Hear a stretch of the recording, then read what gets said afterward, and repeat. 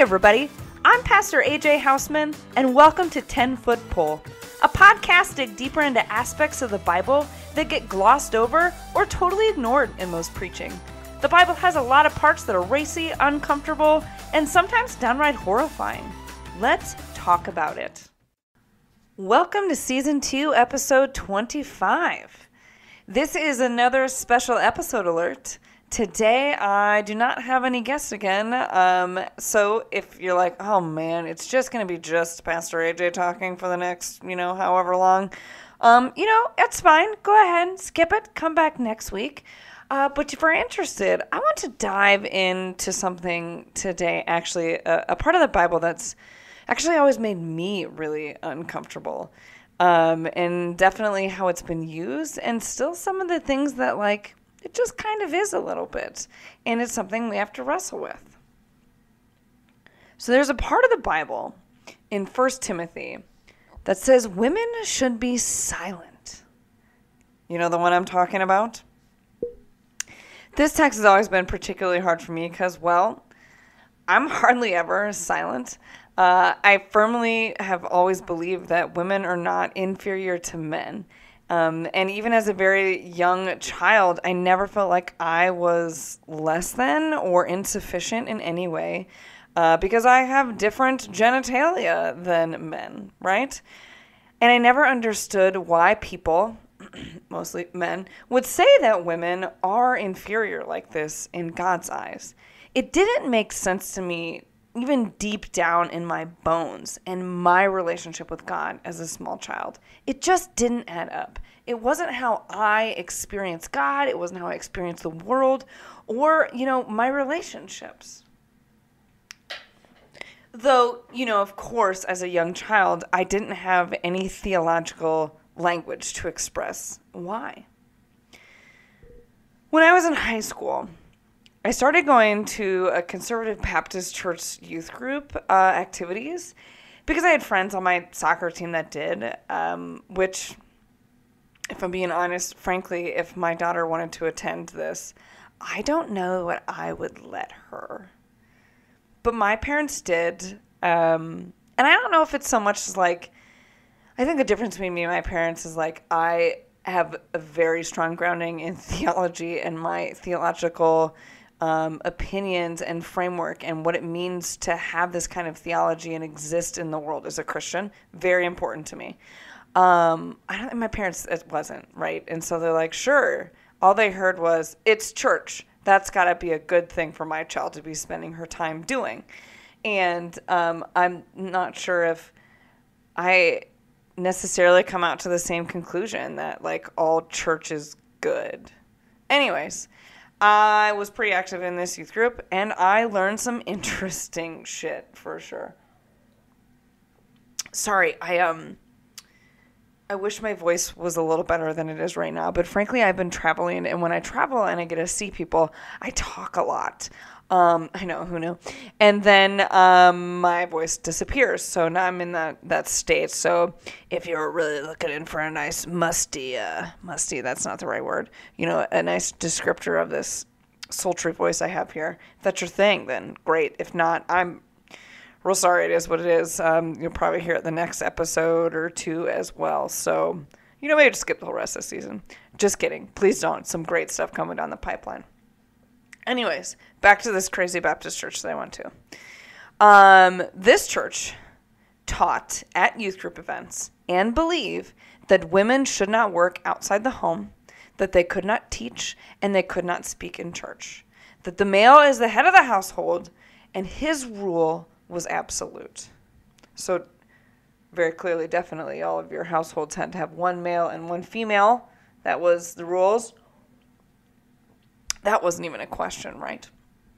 Now, I spent a lot of time getting to know a few of these families. And yes, all of their moms stayed at home, and actually most of my friends that I had met were homeschooled.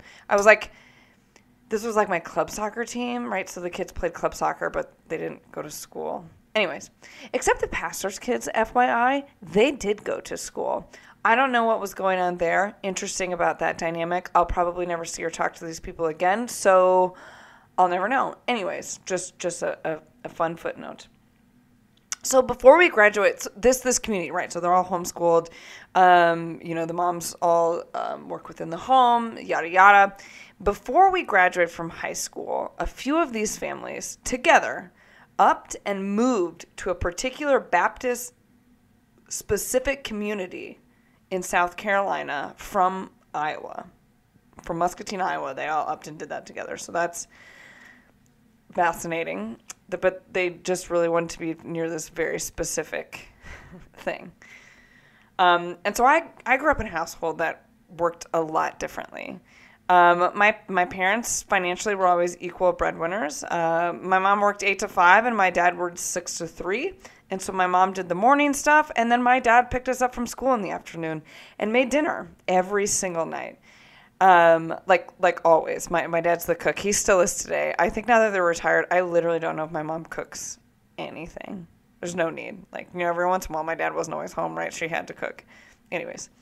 So, things about that also within our home. Like, my brothers and I all had to learn how to do dishes and cook and do the laundry and clean and chop wood and mow the lawn and shoot a gun and take hunter safety course. That was something we all did.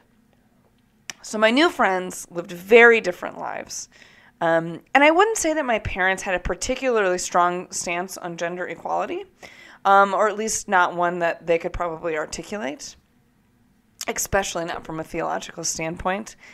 They were just like, these are things that properly functioning humans need to know. And so we did.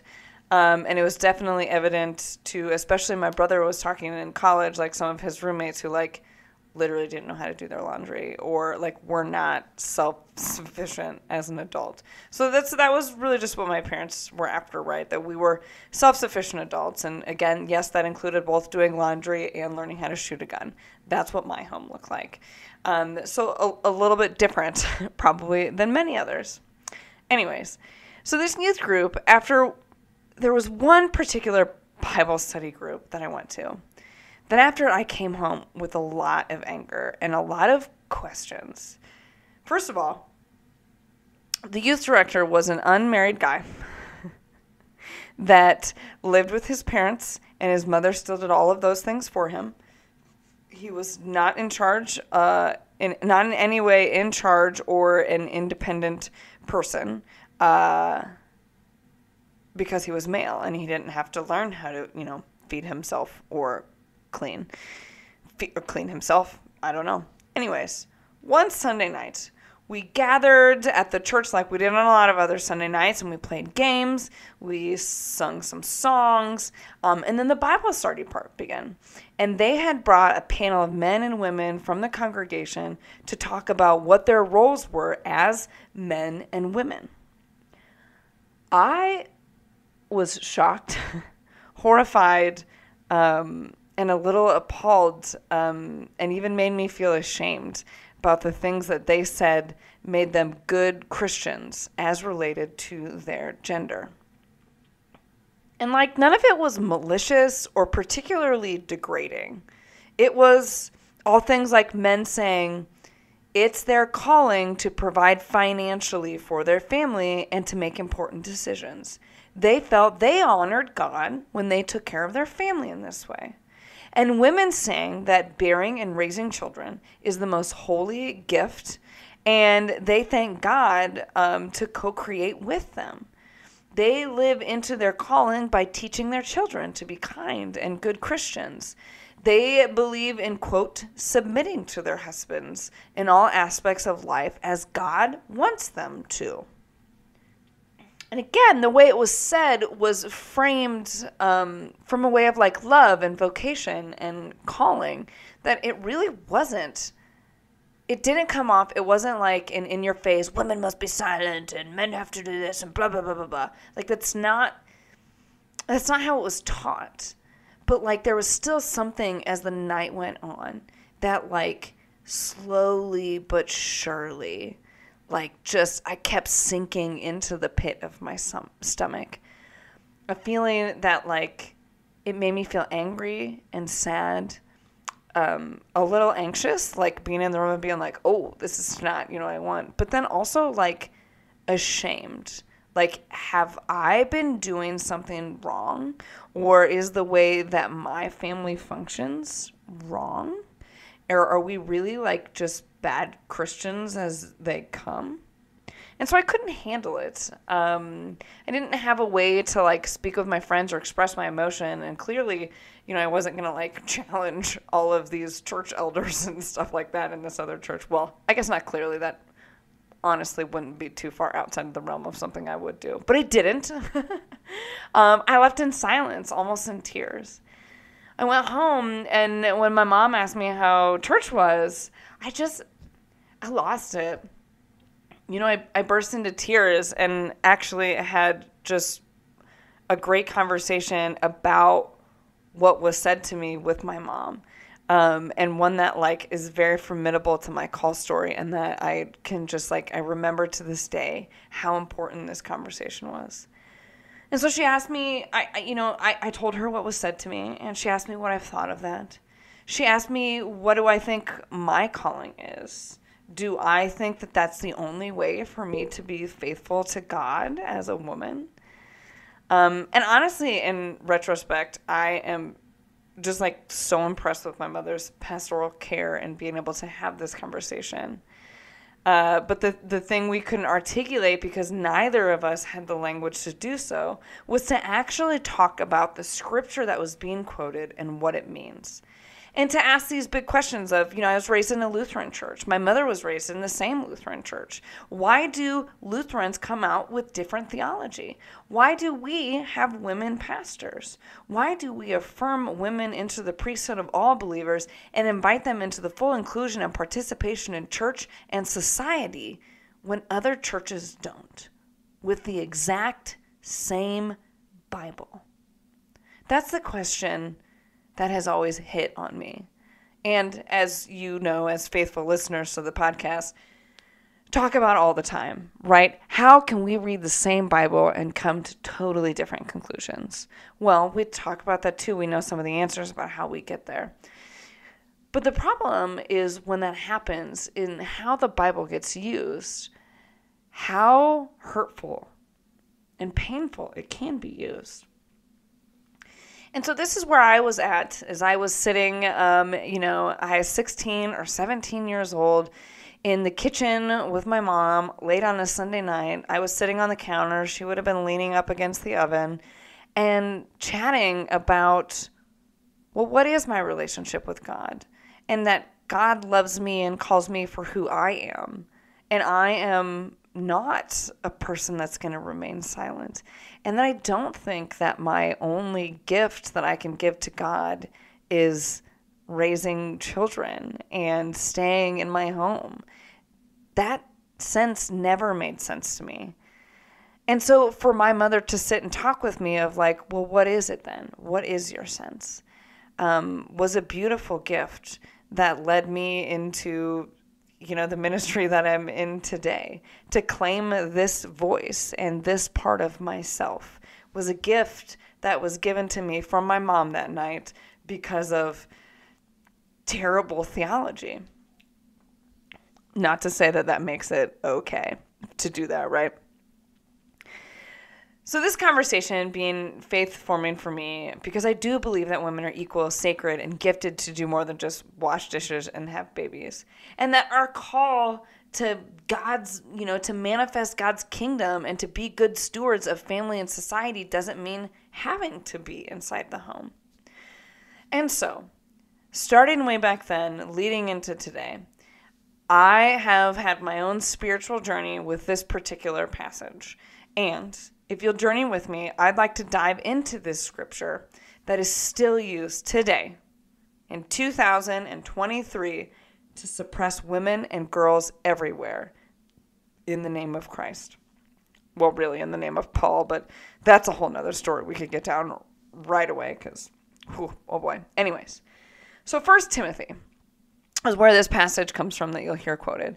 1 Timothy is not a super popular book of the Bible that you'll hear a lot out of for a particular reason. Like it if you don't read the whole thing in one chunk, which is 6 chapters, like if you don't read the whole thing together, it doesn't make sense. And you'll come out confused and have more questions than you went into, just like the one that we're about to talk in today. And it just doesn't. So it's not particularly, well, it's not popular in preaching. You will not probably ever hear someone give a sermon on 1 Timothy. Well, unless you go to a particular type of church, like I have shared about above. There are only exactly 3 instances in a 3-year cycle of teeny tiny little passages in the Revised Common Lectionary. So especially if you go to a mainline denominational church, a church that follows the lectionary, you're not the likelihood of you hearing something comprehensive, let alone a sermon, 1 Timothy is slim. A few years ago, I took a campus ministries group to Denver, Colorado to visit, quote, pop-up churches.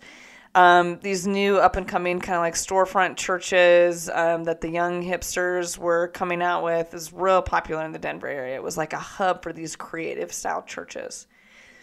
So we went to like a Thanksgiving celebration in a firehouse church. We went to a different dinner church. We went to an LGBT-specific church, which was an up-and-coming thing, a decade ago. And, then we went to this church that sold hot sauce as their fundraiser. And so I was like, of course I want to check it out. If you know anything about me, someone says, hey, we have our own brand of hot sauce, let alone you found a church that has their own brand of hot sauce. I am there. And let me tell you, did I have regret and wanted to get out of there so fast, I didn't even buy a bottle of hot sauce. So it was in this building that was like, I think the best thing I could call it was like a small reclaimed theater type place.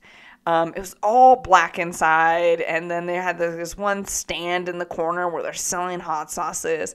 And like you look at it, it really had like a weird kind of like heavy metal kind of vibe. Like this used to be like a bumping club that had some real hardcore music and like a mosh pit in the middle and like had all the lights.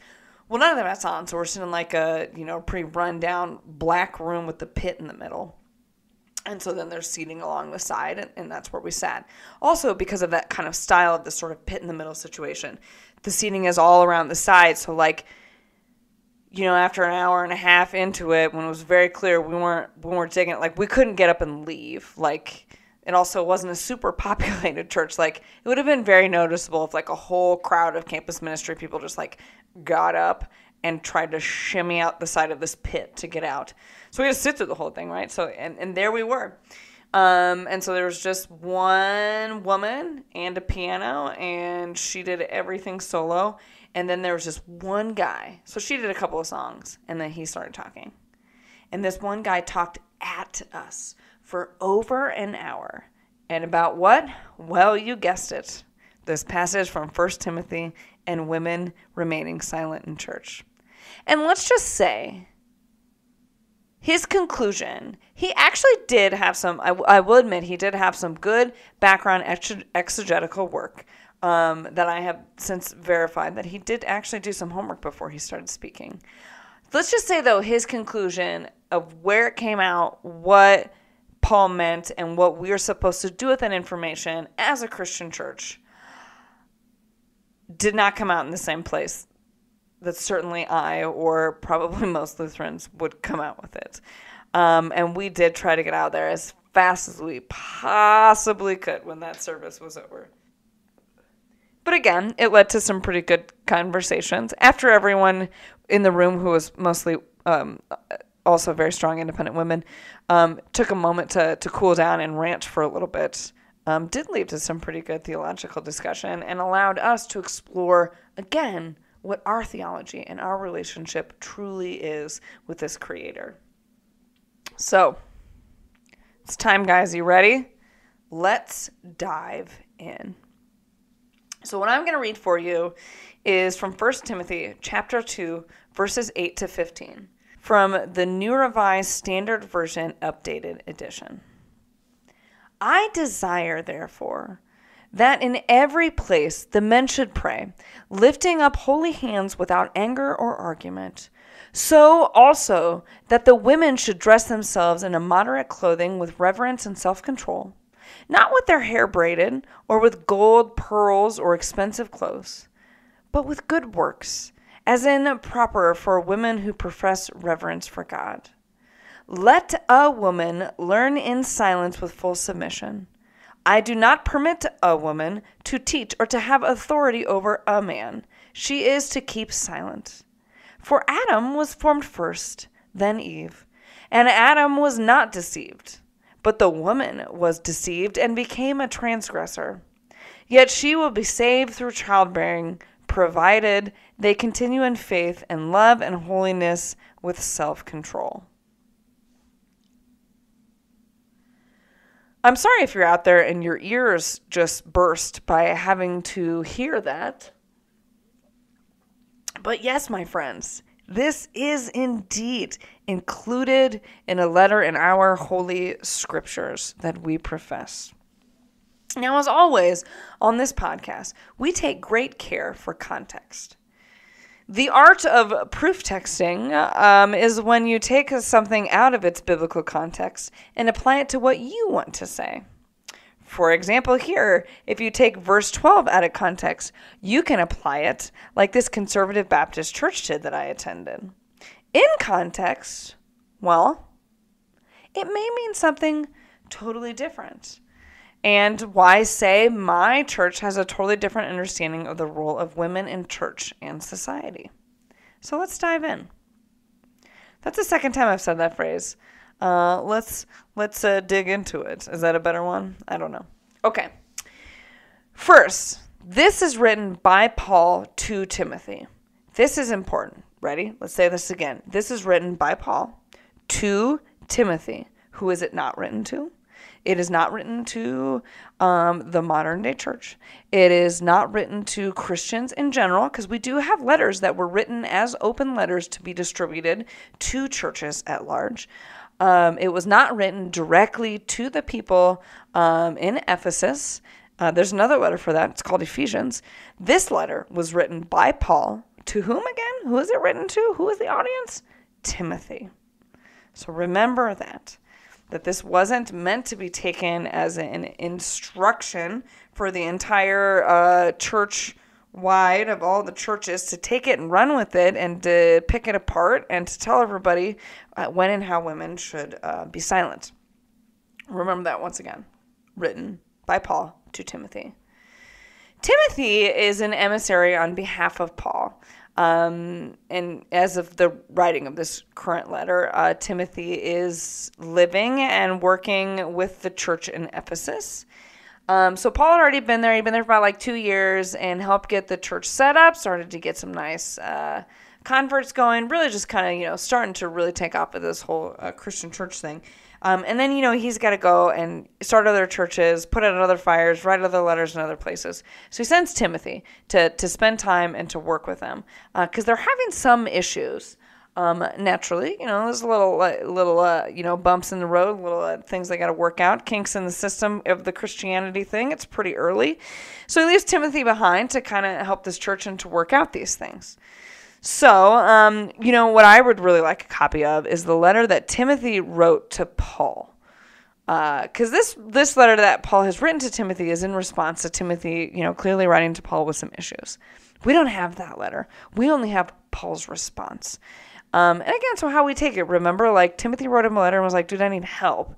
And so then Paul writes this letter back. And these are the things that Paul says to help the issues that Timothy's facing. Now, from context, we know what issues that the church is facing that Timothy is asking for a little bit of direction about. So it's not you get some of it, but I still want to be because of some of the things that Paul says, it's directed to stuff that you don't really get the full context. It's not like he says, for your question, A, blah, blah, blah, blah, blah. This is my answer, blah, blah, blah, blah, blah. Right? So we don't get the question. So sometimes, Paul's just paragraph after paragraph answering questions that we don't know what they are. And so we have to like kind of infer what the questions are, put them in context, and then figure out what it is that Paul is really trying to say. Because again, if you just take a chunk of this out and pull it out, it sounds pretty terrible all by itself when you remove it from its context. In this letter that like Timothy says, hey, I need help, Paul says, okay, here's my response. So what would he be responding to that this thing terrible passage that we just read would be appropriate within its context? Let's talk about it. So Ephesus is one of the largest cities in the Asia Minor in the Roman Empire. It was famous in the Greco-Roman world because of their temple for the goddess Artemis, who is different from the Greek huntress god, also named Artemis. Some scholars will call her Artemis Ephesia to, kind of keep that confusion at bay. So I'm probably going to do that to kind of help with some of that. But she had like one of the biggest temples ever and had thousands of visitors each year. The altar was said to be so big that you can sacrifice 100 animals at one time. That's a horrific scene that I'm sorry if you listened to this right before bed, that image gets stuck in your head. But it was huge. It was also the biggest bank in the region. Yeah, you heard me right. It did consist of the bank. So that's an interesting note. So Artemis Ephesia is like the god there. Like, when we talked recently about Paul going into a place, where was he at? Was it Athens? And they had all the different, or was it Corinth? I think it was Athens. They had all the different, the different temples to all the different gods, right? And he like popped in and was like, oh my gosh, right? This is a little different. It's like, this is the god in this place was Artemis Ephesia. So like, that's the big deal. Like, take all of those smaller temples and combine them into one. And that was still said to like, that would not have been as big as this temple was for Artemis Ephesia. So like, this is huge, right? So bold, right? For Paul to come in general on the audacity to have to like challenge these people and their giant statue woman god and be like, listen, I got this other god I want to tell you about, and like actually get some traction. Like, it's actually, I mean, he had to have been a really good preacher. I don't like a lot of his letters, but like he had some things to say that really took on, if you think about it. Like, I can't believe he came in there and did this, and they're like, oh yeah, that makes more sense, right? Like, I love it. Okay, so Artemis Ephesia, being like their god, one of her big thing is she was sort of the life giver, right? So she had the power to give and take away life. This being said, then, she was called upon a lot during childbirth. So the Greco-Roman world was full of high-powered women and female priests in leadership locally as well because of this, which also is aided by the fact that like the deity is female too. So after Paul had spent about, these 2 years, like I said, in Ephesus, starting this Christian church, and, gaining traction, again, really impressive. So now this new religion, Christianity, was a threat to their society. Because, society, in most places, so like your culture, society, does usually have some historical religious component to it. That includes the one that we live in here, most places in the world, right? So like they have this religion piece that's built into their culture, into their society in Ephesus.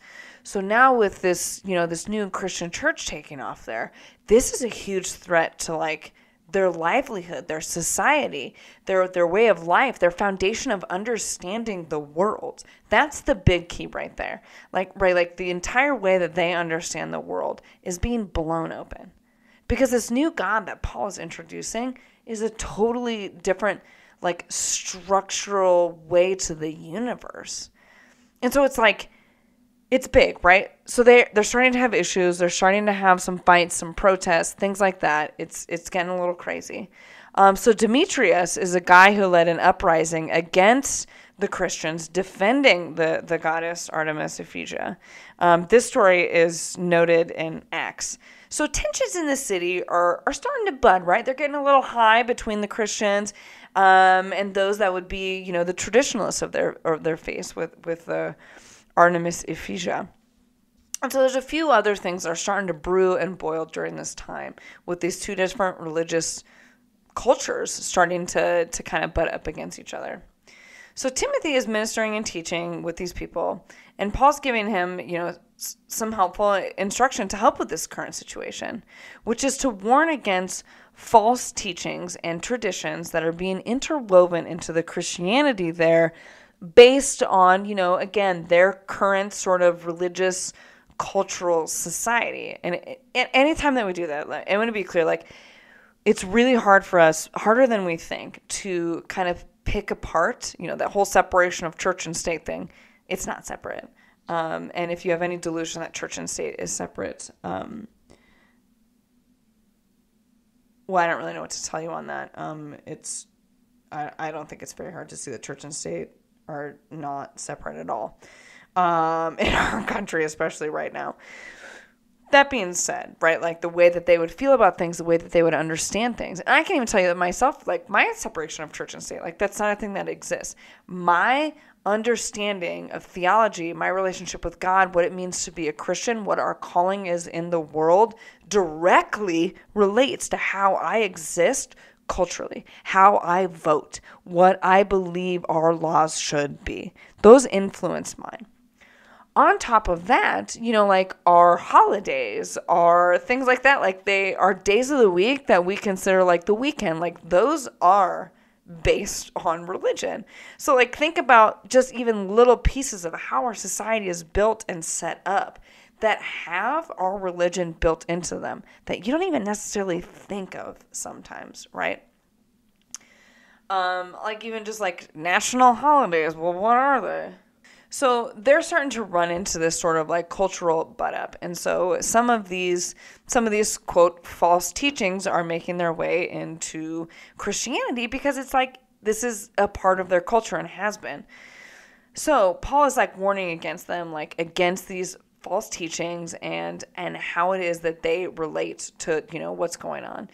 An early Christian author and theologian, Tertullian, actually identified very quickly in his writings of what was happening in Ephesus as an early form of Gnosticism, which is believing salvation comes from having certain knowledge or transcendence.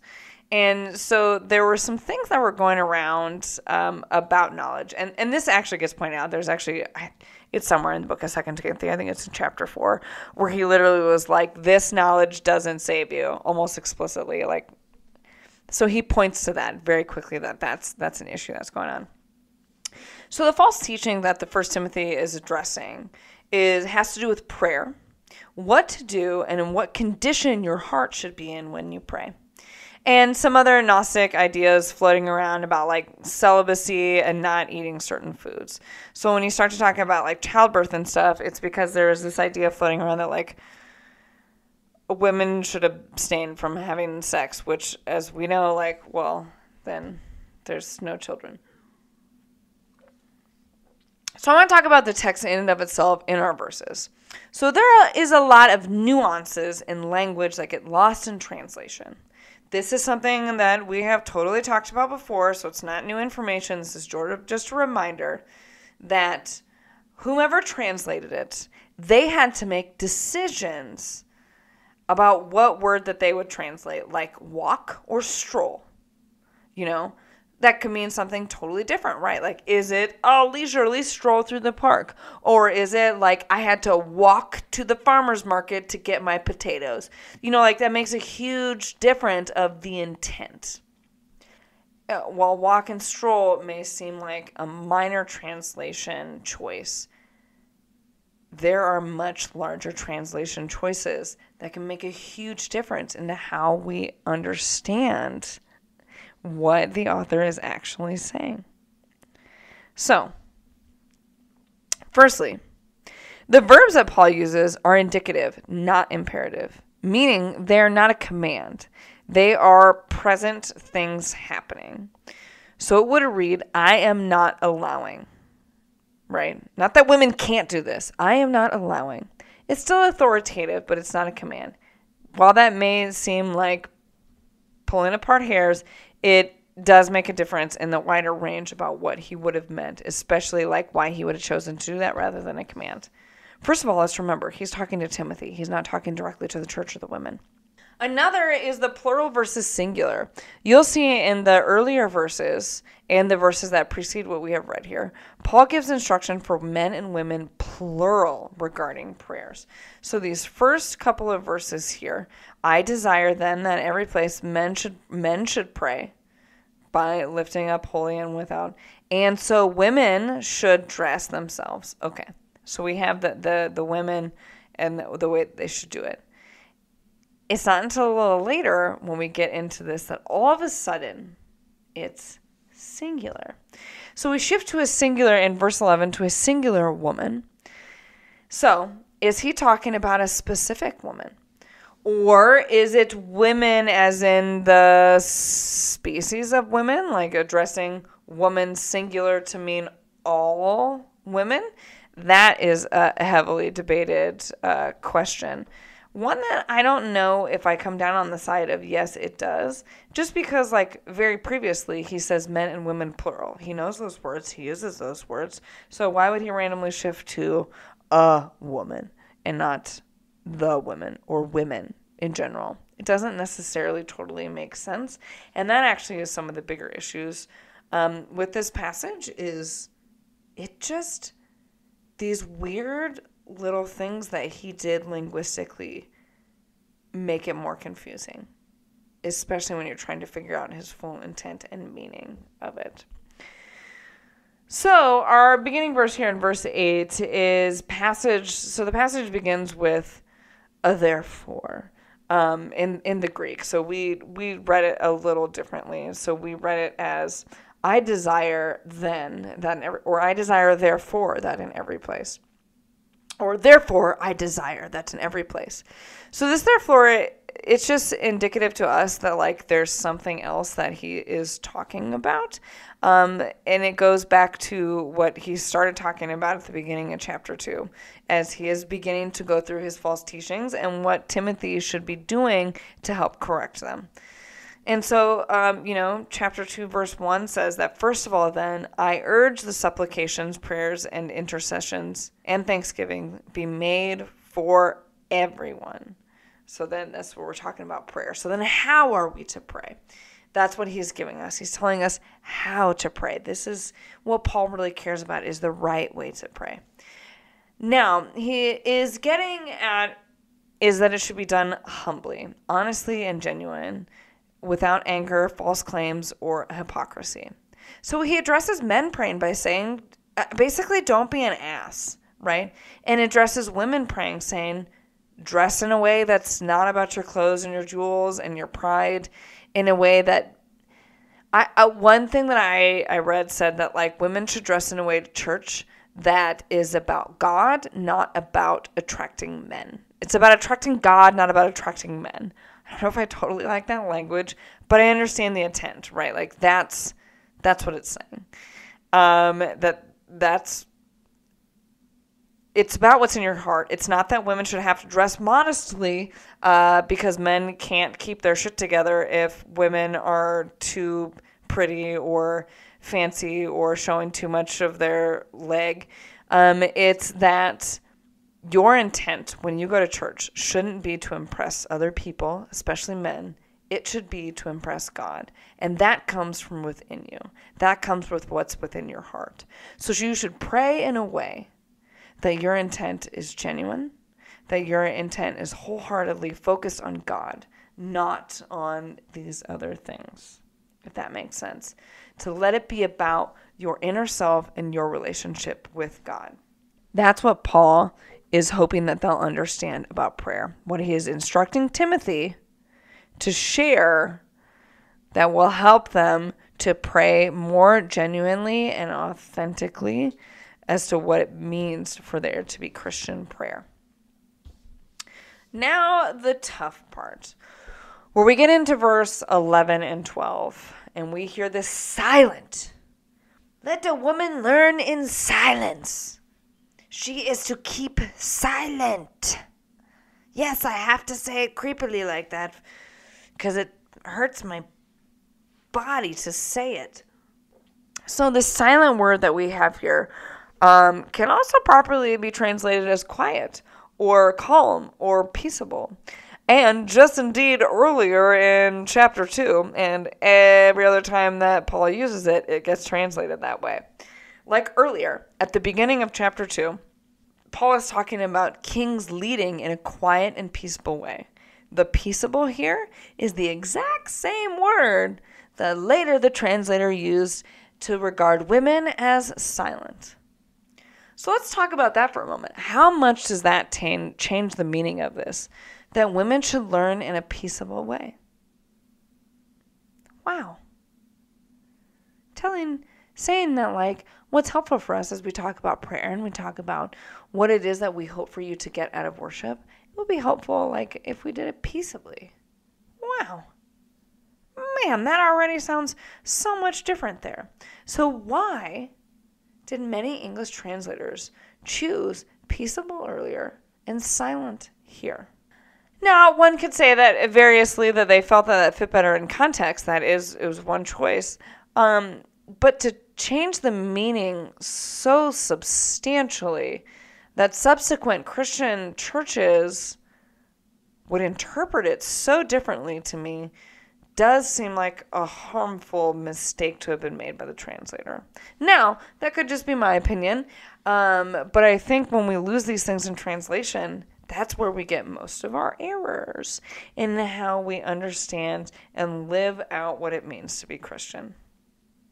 So, another translation thing, the word authentian is the word that's used here by Paul that gets translated as authority over, though most or all, I think, actually, other places that we see the word authority in the New Testament is exousia. So why does Paul choose this word? This is the only time that this word occurs in the Greek New Testament. So it's very specifically to this particular thing, right? That, like, we're not just talking about general authority. We're not just talking about ruling over. We're not just talking about they would be in charge. They would be the CEO. That's not it at all, right? Because we have another word for that we see over and over again. So we use this one word very specifically. We have another experience for it in the Bible. It does show up, obviously, in other, non-biblical texts and stuff like that, so we know what it means and what it is. And this verb makes all the difference in the world in its interpretation. So it's mostly associated with domineering or aggressive behavior. So the verb here is an abusive use of authority. So yes, women shouldn't have an abusive use of authority over men. That's very different than just saying women shouldn't have authority over men. Just very different. So it should be clear, like, that is particular that Paul used that word and not the same one as everyone else would use for other things, right? And there's a couple things I want to be clear with what he's saying here.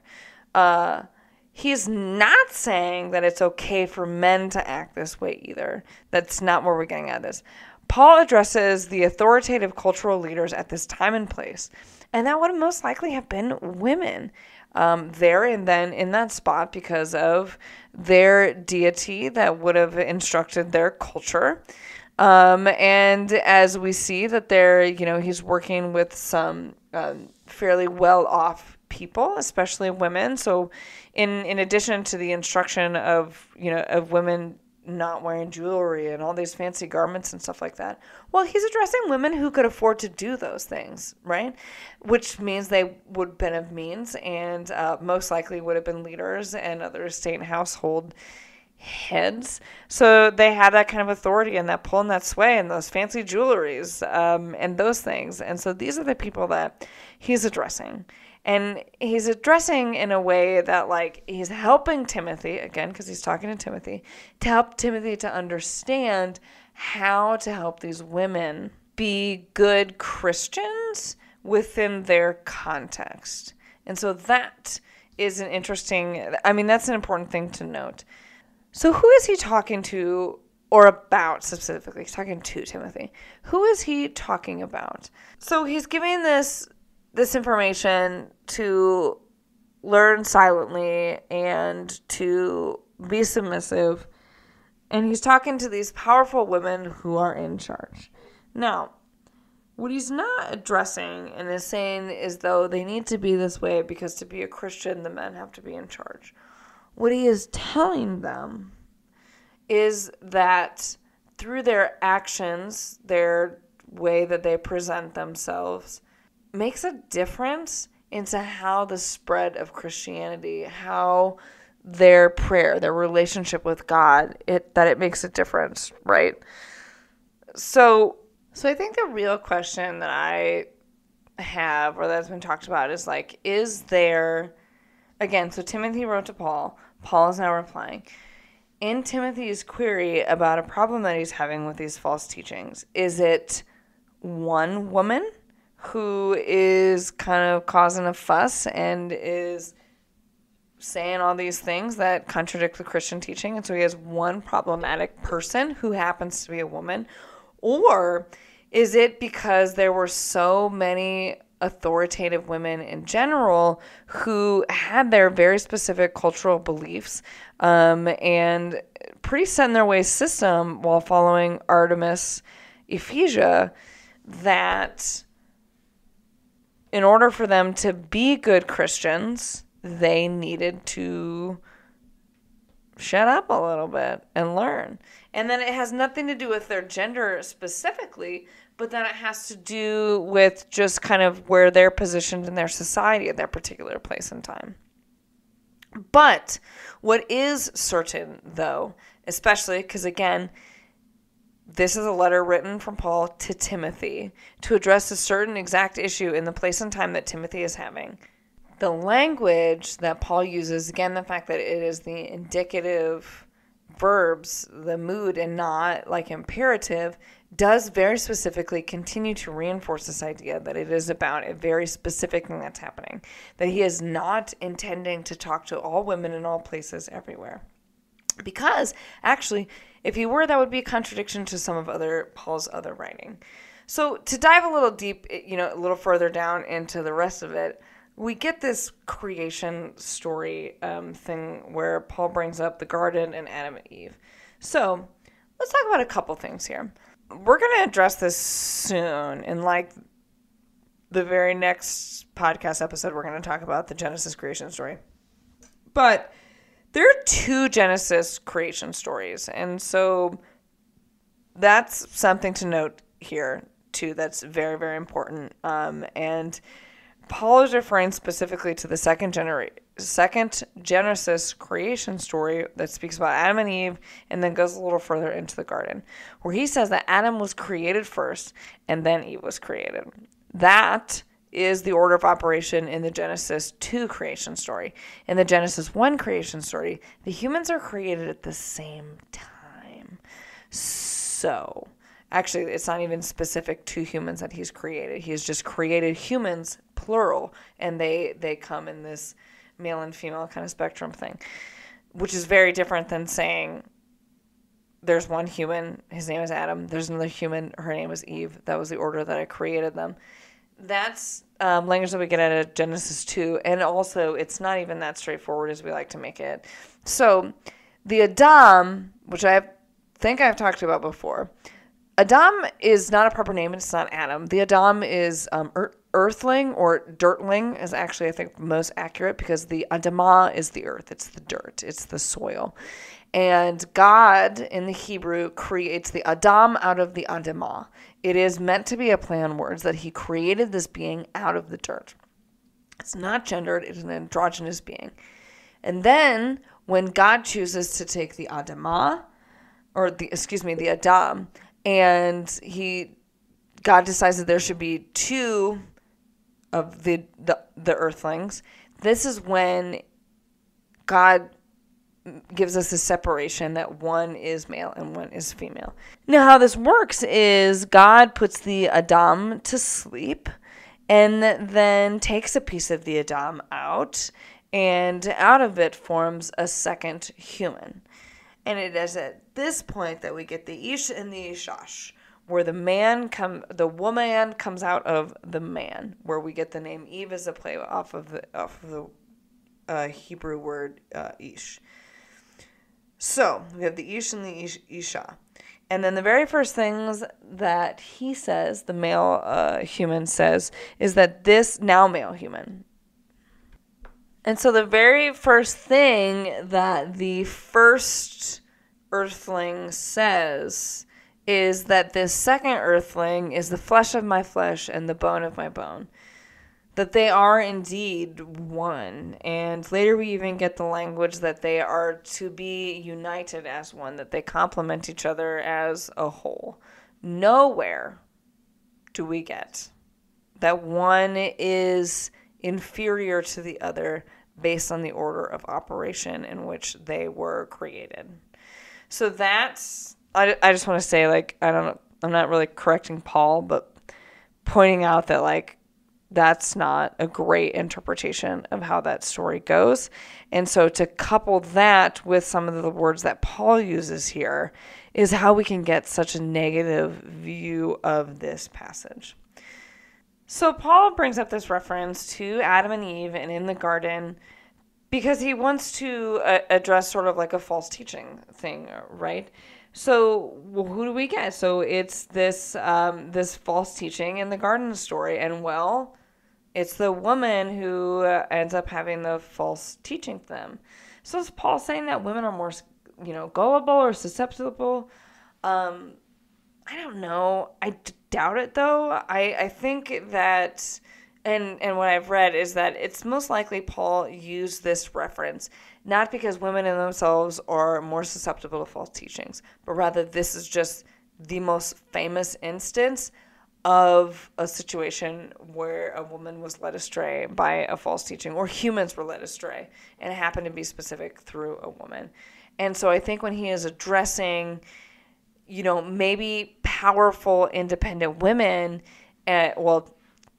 helping Timothy to address powerful, independent women, he uses this example so that they might understand that even though they are maybe rich and smart and authoritative and bold and whatever, they still could make a mistake too if they're not listening properly and not, learning with the proper heart, praying with the proper heart, being quiet and still enough to actually hear God moving in and among them. So that they follow what it is that God is saying and not what some of these false teachings are saying. That is what I truly think, Paul is kind of getting at. That it's not that Paul is saying women everywhere should be silent. Paul is talking to specific women who were bad asses, but maybe needed to be checked a little bit. I can understand that. That actually makes a lot of sense to me. What doesn't make sense would be Paul telling all women everywhere to be silent in church and authority and matters, because that actually is pretty contradictory to other things that Paul would have also had access to within the Hebrew Bible and within the scriptures that he would have had, as well as the things that he wrote. Saved through childbearing. Paul contradicts this himself when he says in Ephesians, that he declares women along with men, they're saved by grace through faith, right? Like this is what we get about. This is most likely a reference to some more Artemis theology, right? So we said that she was one that was called upon during childbirth for Ephesian women. So this seems like, there's more of a directed at that than it is. Because, the letter also does address for the need to women to get married and have sex. Because there's this false teaching about, sort of abstaining both from foods and from, sexual activity and stuff like that, and from marriage. And so he's like, no, get married. And, we need you to bear children, right? So Paul's really just trying to be pro-sex over there. But elsewhere, he gives women instruction to prophesy, which is both speaking and teaching. So then again, he's contradicting himself here if he were to be like, oh, but I want all women to be silent and to not teach and to not have any authority. Well, that's the exact opposite of what you're telling other churches. So it's very specifically directed at this directive of teaching about prayer and about the false teachings going around and helping Timothy to help these women to listen and to learn and to be humble, and that you wearing your pearls to church, dressed to the nines, that's not what God wants from you. That's not what's going to help us to manifest this kingdom. That, like, great, happy for you. You are a super fabulous, important woman. But this is what's really important. So that's most likely what Paul is really talking about. And again, he's talking about a very specific circumstance. He is saying woman singular. There is a woman in Ephesus, probably, that is too loud, too rowdy, a little too chatty, in Paul's new budding church. And, he's not saying that all women should shut up again at all times. This adds to some, other contradictions that Paul would have, right? So, like, Paul sent out Priscilla with her husband to teach. Very specifically, she taught, and Paul called her a co-worker. And then there's Lydia, and then some other non-Paul examples that are in the Bible that Paul would have had access to as his scripture that he believed in and taught, right? As a former Jew, right? Like the Old Testament, such as Ruth and Esther and Abigail and Deborah. Some things he probably didn't have access to, like some of the stories surrounding Jesus in the gospel, like the women in the well. And he should have known that the very first witnesses to the resurrection and first proclaimers of the gospel were what? Women, right? So, like, for Paul to say in this one specific context, in this one letter to Timothy, to this one church, the women need to shut up and that men should have authority, doesn't actually make sense in the context. Well, right, if it's meant for all women, right, all everywhere throughout space and time, it doesn't actually make sense in Paul's other writings. It doesn't make sense within the context of the greater sphere of how we understand women's role and what has been laid out throughout thousands of years of our scriptural history. Okay, so if we agree that Paul and the other biblical writers and witnesses account to women leading God's people in teaching and professing the truth, then why do some churches fixate on only this passage to use it as the ultimate designation for where women should and should not be in the church? That is another one of the great questions in our divide as Christians that I don't know if we'll ever get to the bottom of.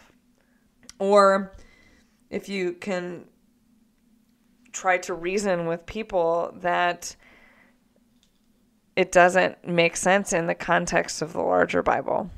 I don't know. But that's my 2 cents and research on the matter and things that have helped me to really understand, to remember that, just that reminder again, Paul is talking to Timothy, not the church in Ephesus, not the Christian church in 2023, Timothy. Paul does not say women should never preach or teach. There's no absolutes.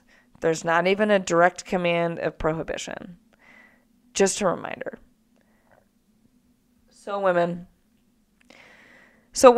go out and be empowered, just like Priscilla was, and Deborah, and boldly lead and teach and preach and share the good news and the work of the kingdom, because that is truly and sincerely what Paul would want us to do. And what Paul was really gifted at himself, and why he sent Priscilla out to do it, right? And why I could rant forever and ever. So we'll just say this. Think about the larger arching context in which we believe that the Bible points us towards love and justice and inclusion. And then you take this passage and it doesn't fit. What does that tell you? It tells you that something's probably a little off in how we interpret it. Now, no one is ever going to agree on what it really means. But what I hope is that you leave here today with a little bit of background information and some more of that exegetical work that at least can help you to kind of understand a little bit more of what first century Ephesus would have been like in the context in which Timothy is sitting with some very powerful women, and he needed a little bit of help. All right. Well, thanks for joining us on this special episode. We'll be back next week with another guest, another fun pastor guest. Be excited. Remember that you can learn more about the podcast at 10footpolepodcast.com and find us on Facebook and Instagram at 10footpole podcast and wherever you listen to podcasts. And the 10footpole podcast is a ministry of the Delaware Maryland Synod. To learn more, go to demdsynod.org.